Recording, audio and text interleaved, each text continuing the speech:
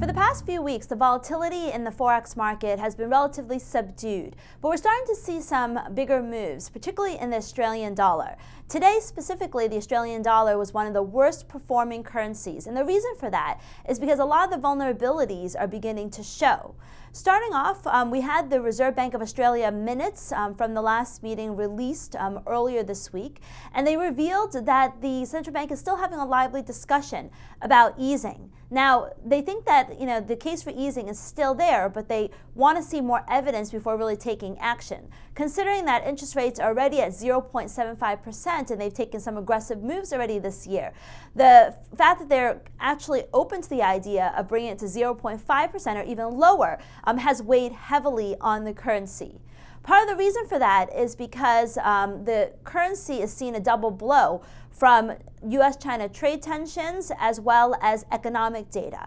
Economic data is really what we know for sure, which is that the labor market is slowing. Last week we had labor market numbers, and it showed that Australia reported job losses in the previous month, and that is also leading to a slowdown in wage growth.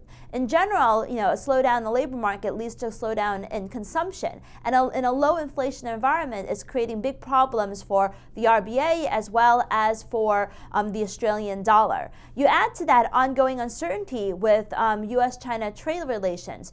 China's economy is slowing, and there was some hope that maybe some of those tariffs could be rolled back, but as the situation in Hong Kong gets more tense, what we're seeing is a kind of diminishing possibility of an agreement between the U.S. and China. China has already said they're pessimistic about a deal, and they're turning a lot of their focus inward in terms of their domestic problems that they have. And the U.S. the language we're hearing is not very enthusiastic either. So the longer this trade war kind of drags out, the more strain it puts on the Australian dollar as well as the Australian economy.